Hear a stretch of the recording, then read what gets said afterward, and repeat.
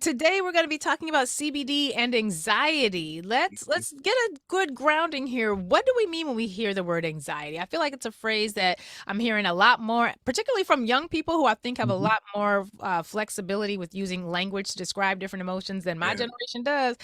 Talk to us about your understanding of what anxiety actually is, so that we can think about how CBD may or may not be able to be managed with it.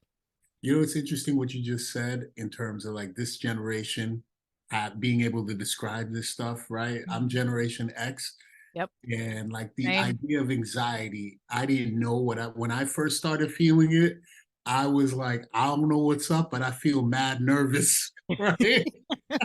I was like, and this I don't feel cool right now. I couldn't understand. I couldn't really express it. I was like, yo, I'm mad nervous, son. I don't know. I just like I feel out of sorts.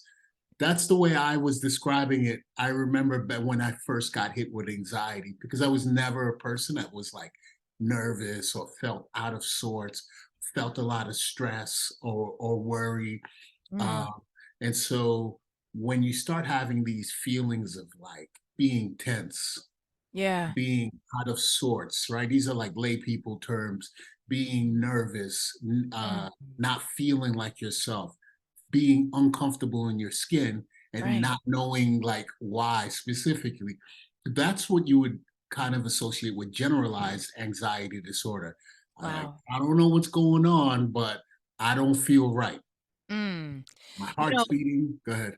yeah, no, I think one of the things that's so interesting is that I don't know if you've seen any of these charts that have different types of emotions listed on them, and we all kind of know the basic emotions: happy, sad, angry, mad, joy. But I've seen printouts, and I've seen a number of educators starting to use these, and it'll literally have maybe 100 different words to describe different emotions, right? Because you realize there are so many more emotions than our basic language has the capacity to describe. And if you don't know these words, you might be experiencing something that you can't quite name. And hearing you talk about like the difference between Gen X and now, I think that maybe we just didn't have enough words, Dr. Damas, because I certainly do not remember anxiety being something that was like an emotion that we even recognize. Yeah. And like, I remember, like, if we were, my parents were very Christian. So if you Yeah. were feeling some fear, something fearful or whatever, they'd hit you with a Bible verse. The Lord has not given us a spirit of fear, but of power and love and a sound mind. And I'm like, okay, I'm just gonna repeat that. And like, all right, that's fine. But like, I'm still feeling this thing, but I'm just gonna repeat these verses to help me figure it out. I just think maybe we just didn't have the language, because I see now my children are so much more articulate at what they are experiencing in terms of their emotional bodies, that it is insane to me. I'm like, what? I didn't have that language. Like, I'm learning from them how to better name the emotions I am feeling. I think Gen X, we missed out on a lot. It wasn't just being a latchkey kid. We was latchkey in everything. We were using like one word to describe like eight different things, right? Or you like Yes. depending on how you use it, right? It was like, you know, people still laugh. My sons, I be like, yo, what up, son? And like, but I really mean son, not like my friend's son, Right. and not like disrespectful, like I'm sonning you. Right. Right. So we didn't have that. So it's like, yo, this, my man right there is mad nervous, son. Right. And it's he's he's overcome with anxiety. But Wait, I we think, do you remember the Smurfs? I know we got to get to the serious part. Remember Smurfs and how the word Smurf could just be like a substitute for any other word? Oh, yeah. that's Smurf is surfing. I feel like we just did that with some language. We just kind of like took some Yeah, generic terms. We had like three or four phrases, and that just meant everything. exactly. We Right. Smurfified our language. And you know what that did for us, right? It didn't allow us to really process what was going on with us, Mm, right? We didn't process because yeah. we couldn't define it, right? Yeah. We didn't have Yeah. or the tools or the ability to kind of work through it. And Wow. so when you get away from the generalized anxiety disorder, you can have specific anxiety disorders. Like you can Mm, have social phobias. wow. Growing up in Flatbush, in the real talk, growing up in Flatbush, I still have a thing when I'm in places where there's lots of people, just because of what's happened. Like when I was a kid, it was like y'all go somewhere, yeah, yo, there's too many people in here. Wow. Like I Yeah. don't like I don't like the way that dude right there looks. I'm going to have to bounce. I don't feel comfortable. Just Mm. because things used to jump off all the time where I grew up, the way I grew up, right? So you can have that. You can have panic disorder, which is like, you get really scared, and that could be associated with things like PTSD. You had an event Wow. in your life, and people, everyone knows you're Black, growing up in America, you're going to have some sort of PTSD. That's But right. there's also, PTSD from, military veterans suffer a lot from that. Women from domestic abuse, traumatic births, uh, Mm. things that we've seen, healthcare workers who've, ED, trauma workers, and things like that. And so you can have things that are associated with specific events or thoughts and those type of things. Wow. All of those basically mean that there are thoughts, feelings, emotions that are affecting the way that you perceive and interact with the world that you're not able to control. And Mm. they can, again, manifest themselves psychologically, emotionally, as well as physically. So you can have the manifestation of anxiety as palpitations. My Wow. heart is beating fast. I'm Mm. sweating. My hands are clammy. Or my knees are weak. Yo, Right. yo, Right. he's mad weak in the knees, son. You can say that, right? Right? I feel faint, right? And that's a vasoconstricted. That's like a decrease, shallow breathing, rapid breathing, decrease in blood flow to the brain. Oh, you're passed out. And Wow. so, anxiety can run a spectrum, and it has a spectrum of disorders. Huh. And I just want to point out that none of these, wherever you end up on the spectrum of disorders for anxiety, none of them should involve shame. Right? Because Dr. Damas, as you said, growing up in America, you're going to have some anxiety. Like, I Yeah. mean, but just growing up, and that definitely you're going to have some anxiety coming from our community. But frankly, thinking about the latest in mass shootings and then Yeah. thinking about all of the things that we are exposed to in terms of potential harms here, it's going to be difficult to grow up in a society like ours and not have some sense of anxiety. So I don't want people to feel a sense of shame about that.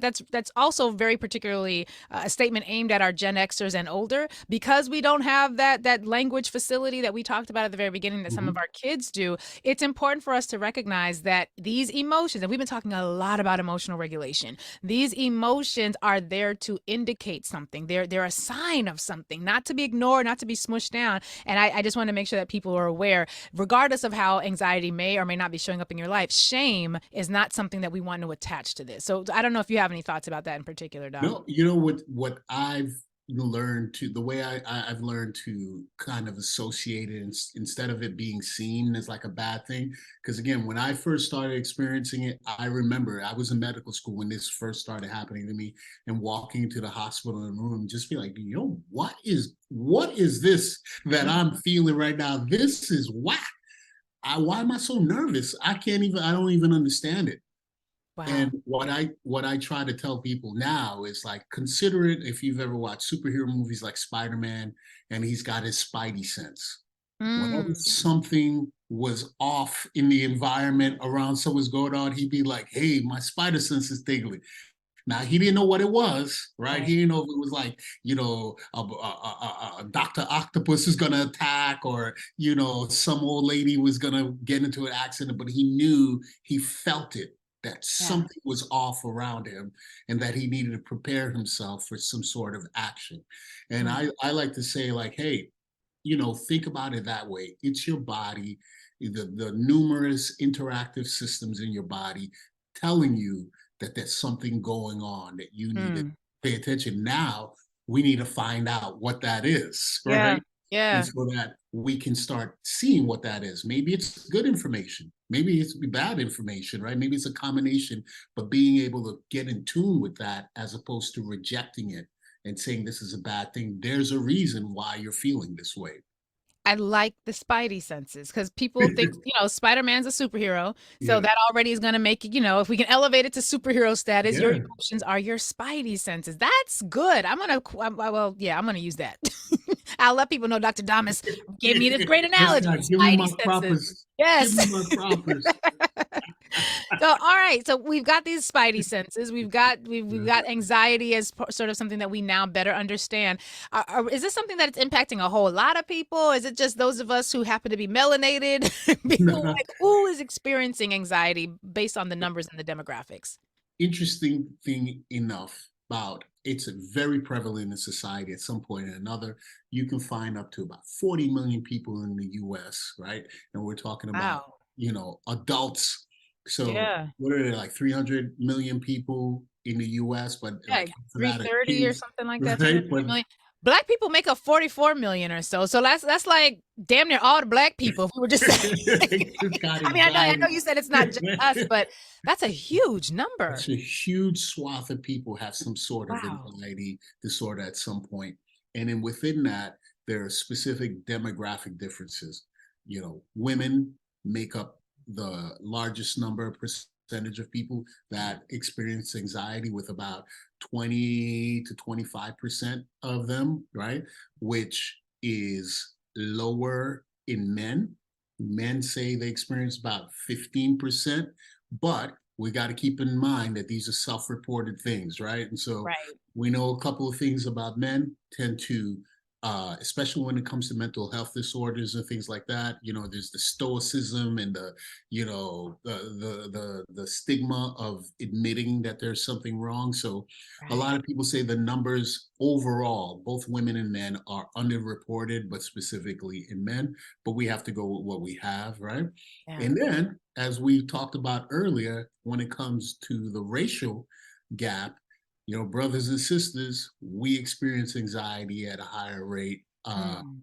than everyone else. More specifically, extreme or severe anxiety, which Wow. means the kind of anxiety where you start to have physical manifestations, effects on your health, Mm. sleep disturbances, performance, and even emotional outbursts as a result. So we're Wow. talking about the kind of, because anxiety, if poorly managed, can result in a lot of other things. It can be really, really bad, not only for your psychological health, but your physical health, your emotional Mm. health, the health of the people around you, your financial health. Like, it can start to wear people down because you Yeah. can't control it, Yeah. right? Like, Yeah. what is going on? Yeah. So You know, it as is. I'm listening to you talk, I'm reminded that, we've been learning this year about how depression in Black women shows up as irritability and it shows up in men as sort of aggression, or what we would define as aggressive behavior. But thinking about, the example you just gave, if there's an outburst, we often see it, oh, he's so angry and violent. Yeah. Oh, maybe the brother's anxious. Yeah, brother's The mad brother's going through nervous. something. He's Yeah. he's like, he's got the Yeah. concerns, valid concerns, that if he had the language and the time and the environment where he felt safe enough communicating that, it might not come out in an explosion. But we are learning more about the ways that these different emotions manifest, and I'm beginning to really believe that a lot of what we have identified as just angry Black fill in the blank is really, it's sort of like the Smurf, right? We're using Yeah. that trope to sort of excuse and dismiss the validity of those emotions. And if we all do that, including those of us within the community, instead of providing ourselves with the language and the capacity to talk these things out, then what really might show up as violence might be hurt, might be Yeah. shame, might be anxiety. So I thank you Fear. for breaking Yeah. that down. Yeah, or fear. Yeah, exactly, exactly. All Yeah, right. good stuff. So if we use like the Spider-Man, the Spider Sense thing, Mm-hmm. imagine in that scenario that every time Spider-Man's Spidey sense went off, he put his hands up and got ready to fight, right? And was ready to fight. Then That's you'd be right. like, what's up with this dude? He's ready to fight all the time. And he's like, I'm feeling this thing.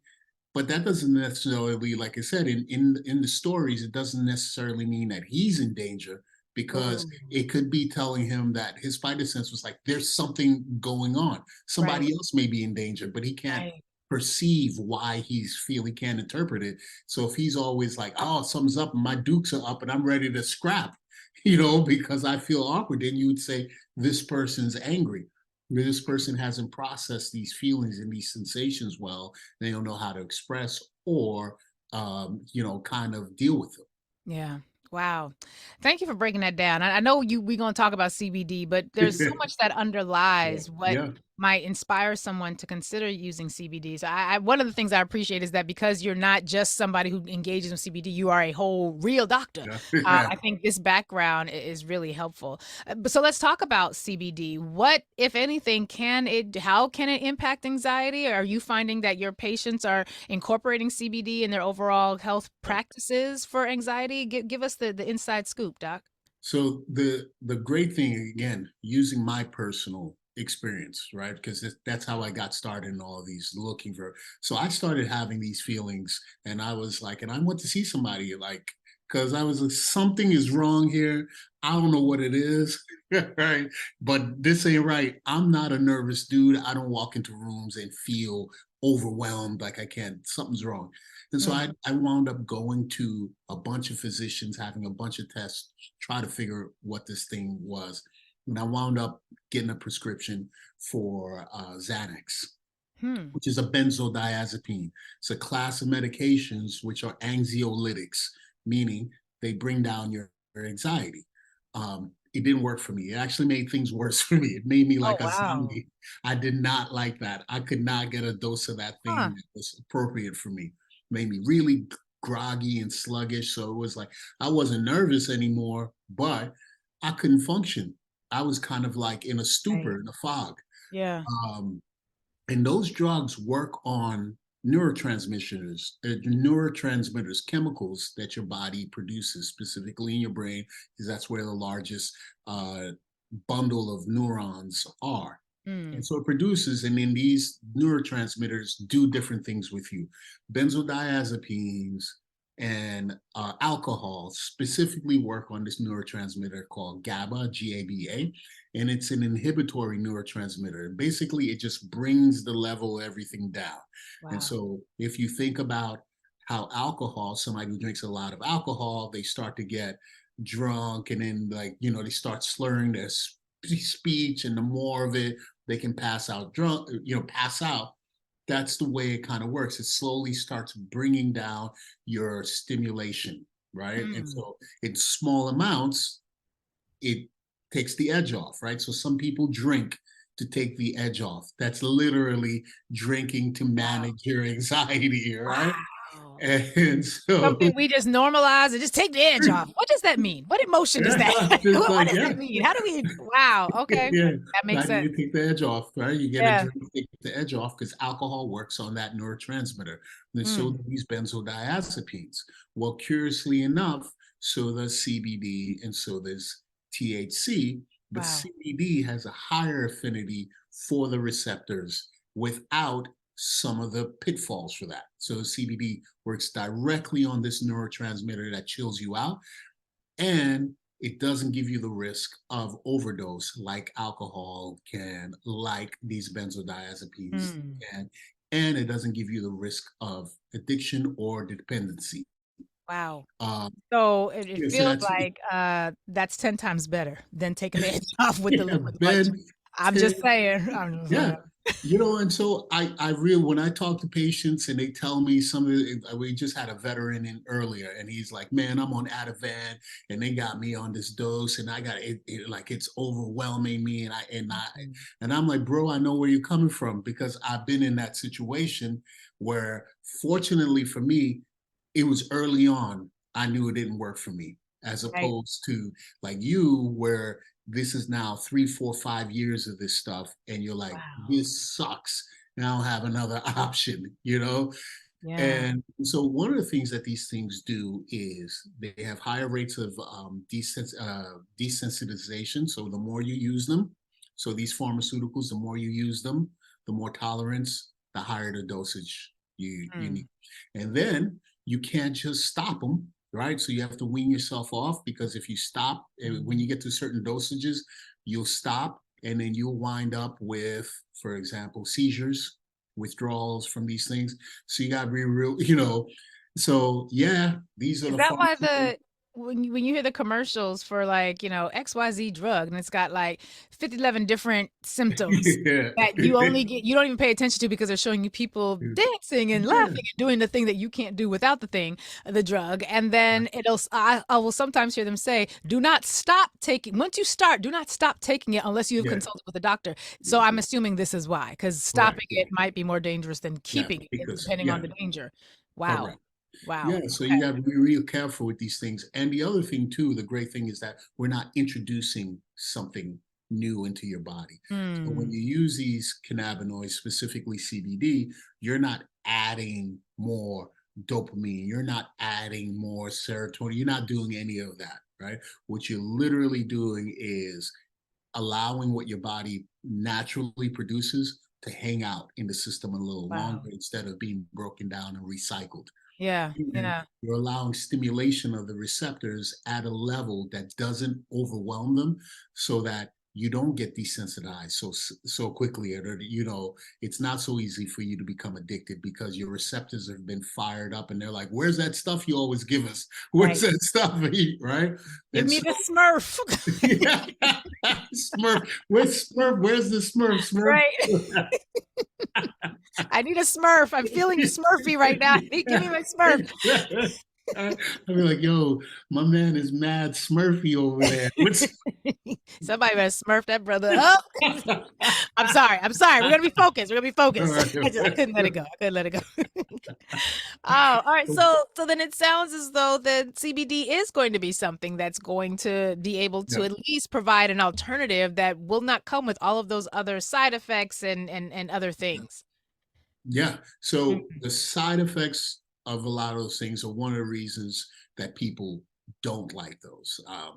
Right. Men, for example, this is where we're talking about men. One of the primary reasons that men do not adhere to their medication regimen, whatever it is sexual dysfunction, right? So you Mm. start taking these medications, you lose your libido, you lose your ability to obtain or maintain an erection, and dudes are like, no, right? So it could Yeah. be blood pressure medication, it could be glaucoma medication. What? If this stuff is messing up my action, I'd rather lose an eye. Right? I'd rather Damn, not lose the my eye. eyes. I'm not taking this glaucoma medication. So a lot of these pharmaceuticals that treat them like SSRIs, right? So we're looking at Seroquels, which is serotonin reuptake inhibitors, right? They can cause sexual dysfunction. It's not Mm. great. Yeah, I'm nervous, but now I can't do this thing that I really enjoy, which now has given me another problem because So I'm me, feeling Smurfy, and now I can't even it's Smurf it Smurf. out. I can't even Smurf. You know what I'm saying? Damn. This is making me feel even Smurfier. All right. I got it. That's a So place nobody wants to be in. I don't think. yeah. Which Yeah. is crazy. Well, no, I'll save that for later. I was gonna make it another joke. Let's be serious. We're gonna focus. Focus. No, no, no, no. Wait, we are having a great time. Duh. But the funny thing is, it's a real thing, right? So I'm looking Yeah. for a solution. You give me the solution, and now it gives me another problem. Now I Mm, get another problem, which I didn't want in the first place. And I don't know, like, do I have to choose between one or the other? right. Right, right. Right. That's a Right. decision I didn't think I was going to have to make going into this. And is that problem now? Am I sure it's related to this, or is it like by itself, or is this like, man, now I got two problems, Right. And so that can exacerbate that situation, and people, Wow. it's a legit thing. And Yeah. the other thing is, we have over time, and we've talked about this a lot, because of cannabis prohibition, our knowledge of this stuff Mm, is really limited.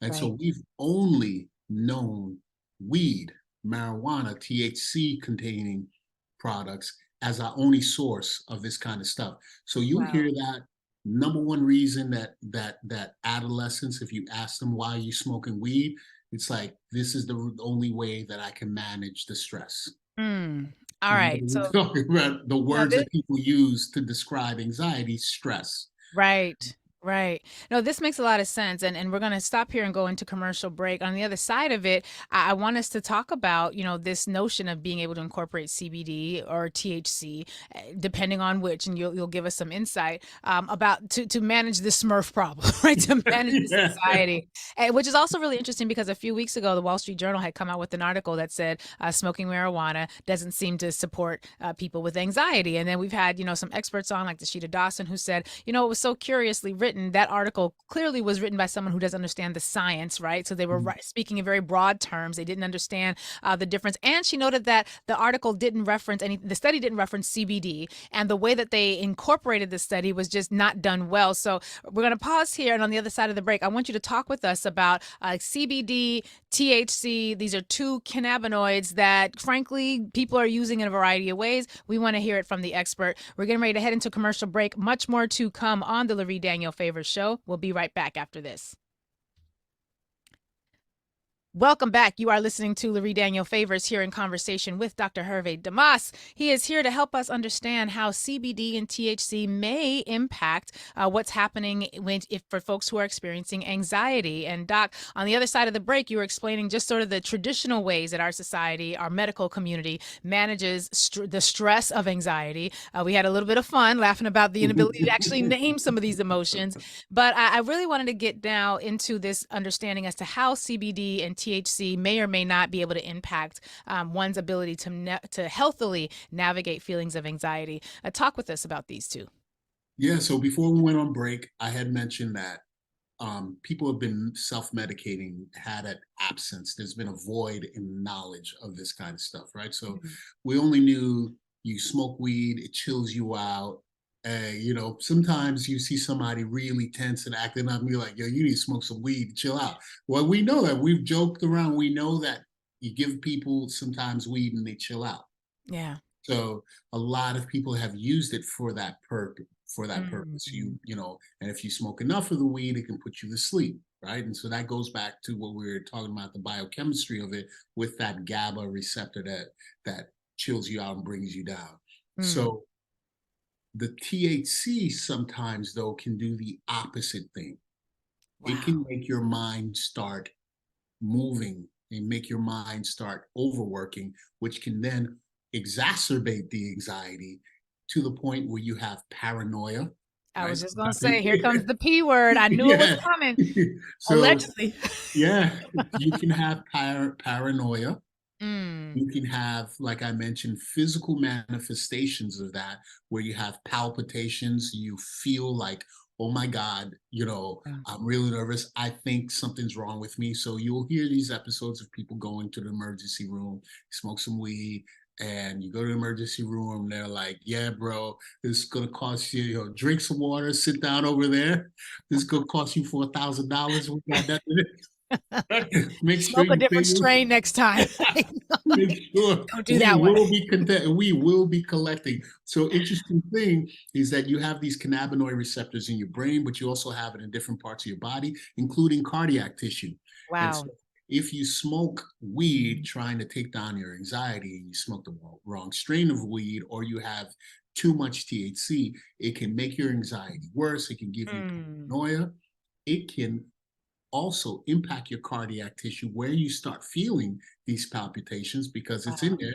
And the combination of those two will make you feel even worse. And then you're like, I think I'm going to die right here. Right. So, Right. yeah. And so And that I'm the, not joking about the different strain either, y'all. One of the things that Dashida Dawson said was that, depending on the terpene, depending on the strain, if it is a sativa, depending on what it is, it might exacerbate, as you said, and depending on what it is, it might calm it down, and that might vary from person to person. So this is we weren't able to really tease out what the differentiation was in that conversation. So this is very helpful, because I think it's going to help people to figure this out even more powerfully for themselves. Correct. But now when you consume CBD, which is, predominantly, comes from the hemp plant, and we've been talking about this a lot, the difference between marijuana and hemp, and the hemp plants have low THC in it. But anything that has low THC in it, now you're in a better position to get the result that you want. Why are you taking this gummy? Why are you, using this tincture? Because I want to chill. Like I want to chill out, right? All right. So now I want to take this thing. Again, I don't want these side effects. Well, if it's pharmaceuticals, I don't want sexual dysfunction, or I don't want to be a zombie. I don't want to be like, snowed out because I'm like zooted from these Xanaxes, right? Mm. But I don't want to smoke this weed over here, which is gonna make my mind race and go crazy. I just want to smurf. Right? Can I get something Smurfy? Right? And so, the CBD allows you to get that sweet spot where, like, hey man, I'm not gonna be high. I don't have to worry about, paranoia or going on a bad trip. I don't have to worry about being snowed out like I am on these things. I don't have to worry about being addicted. I don't have to worry about, sudden withdrawal symptoms, and anything like that. I can just get what I need and chill out and be happy with my life. I can still focus. My mind is still clear, and I can function with my life. All I want to do is feel Smurfy. Can I get that? And yes, Right. this is it. I want to feel Smurfy, and maybe I don't want to be high. Maybe I gotta go to work. Like I Yeah, need to think, I need to focus, I need to be yeah, clear. I don't want the high. I just want to manage this anxiety. So this is good. And when it comes to understanding the basics of CBD, one of the things you do really well is help us to understand that. How does one take CBD for anxiety? We know there's tinctures, capsules, edibles, vaping. What's the best method of ingesting CBD for anxiety? Is that also dependent on each person? Yeah, it's depending on each person, personal preference, health history. I myself am not a smoker. I can't tolerate smoke. My lungs are like soft. I got little, mama man lungs. I can't handle. So I choke and cough, and it's unpleasant. So I like tinctures. I like edibles. That's my thing. But Okay. anything that you inhale, whether it's smoking it or vaping it, is going to be the fastest. So let's say Huh. you do have specific phobias, panic attacks, or things like that, where it's like, oh my God, my spider sense is going off. It's crazy right now. I need to bring this down. Smoking or vaping would be the fastest way to get it done because it hits your system, goes through your lungs, and it's in your system within about 2 minutes. You Wow. start feeling the effects, and it gets your peak bloodstream concentration about 20 minutes, but Oh, it's out okay. of your body the quickest. So Okay. within about 1 or 2 hours, depending on how much you smoke or vape, it's going to be out. So if you're someone who has generalized anxiety, all day type of thing, you're either going to be smoking or vaping regularly throughout the day to keep the edge off, right? Or you're going to have to do something else. Another thing is if you've got like emphysema, any other kind of chronic Right. obstruction pulmonary disease, anything like that, smoking or vaping may not be the best thing for you, Yeah. right? So then you can go on to tinctures. Tinctures now are like the oil drops that you put under your tongue. You hold. The reason they work a little faster is they start the absorption in the skin under your tongue, in your mouth, because there's a bunch of blood vessels and that skin is very permeable. So absorption starts there. And so Mm. you'll start feeling the effects of that within about 30 minutes. So it's longer, well, 15 to 30, depending on the product. Okay. But, so it's not as quick as the smoking or vaping, but it lasts longer. So now Right. instead of it being out of your system in an hour or two, it can stay in there for 4 to 6 hours, right? Okay. So if So somebody knows that this is like a day-long thing for them, like yeah, you're going to do depositions, it's going to be, you might want to exactly. take something that's going to last longer so that you don't have to Exactly. constantly take a break and go Yeah, go, re-up, go there and right? vape. Oh, yeah, This, yeah. So being able to manage it more effectively, that's super helpful. That is super exactly. helpful. So, And in addition to CBD, 'cause I know we only have just a minute or so left. In addition to CBD, now that we're aware that it can, in fact, be used to support navigating anxiety, is it something that I should be using as I'm doing yoga? Like, are there other things that I can do to make my body's receptivity to CBD that much more healthy? Or is it something that just in isolation and I can couch potato it out? What would you recommend in terms of yeah, being holistic? yeah, so that's the big point about the whole thing is that we are complex and very multifactorial in terms of the things that we need and the things that we do. And so anytime that you're looking for solutions, the solutions should not be singular. They should have multiple ways that they can affect you and improve you and contribute to your betterment. Hmm. So So I would never recommend to look at CBD as a magic bullet.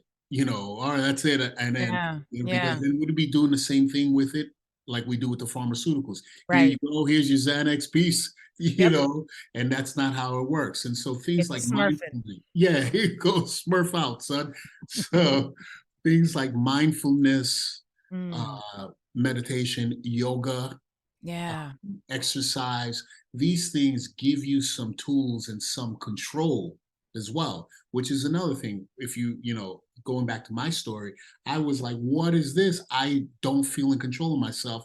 How am I in this situation where I I don't feel like myself and I can't help it? Well, these practices take some of um, that pressure, that angst away. Yeah. So meditation has been, there's studies that show this.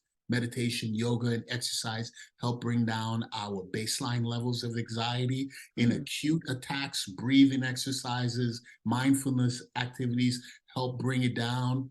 I Journaling helps. Identifying triggers helps Yeah. you as well.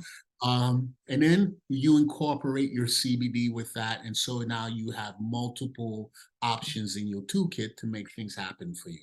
I love it. This and so that again, this is one of the reasons I appreciate your approach to CBD as a medicinal. I've never heard you say he's got to get the Smurf. I'm gonna need you to get this product. This Smurf is gonna do the thing. It's always sort of couched within a very holistic approach to living and engaging, and I think that's one of the differences when you are in a CBD space that's not profit driven. That's not Yeah. I want to replace the Xanax with the this X so that you can.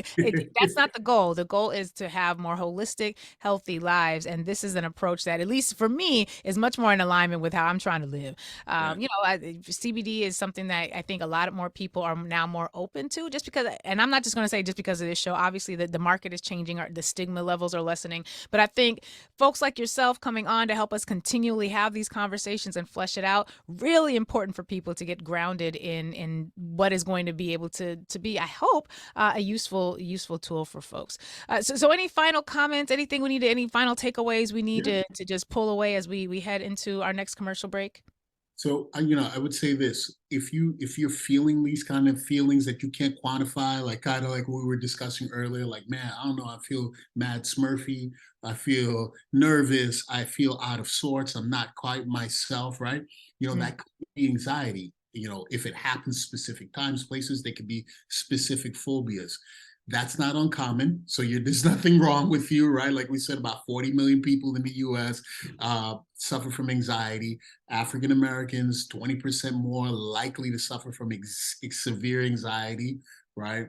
CBD can do and help replace some of your medications along with other things, and you can do it safely. It's not going to get you high. It's not going to give you the risk of like paranoia, like THC will, or sexual dysfunction like some other medications. There are very few drug interactions that put you at risk.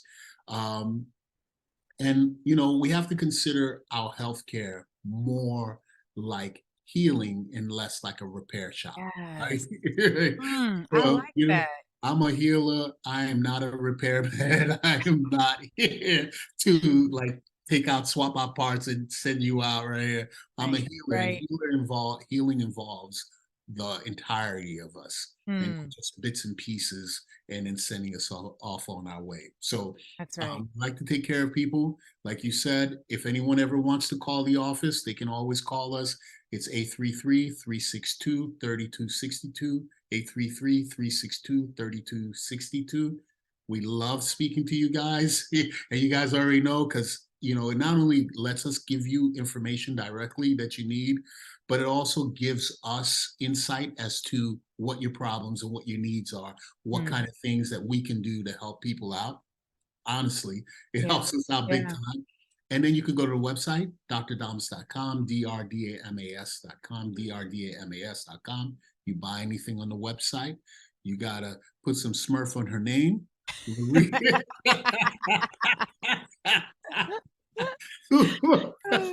Lurie, use the code Lurie, Lur, IE. We'll hook you up with a nice little discount and show some love for the person that allows us to have this platform and give us, this wonderful opportunity to connect and share wonderful information that makes our lives better. Indeed, indeed. Dr. Herve Damas, we appreciate you, brother. Thank you for always bringing the Smurf. We appreciate it. The crowd is smurfing. They are smurfing for you, brother. They are smurfing.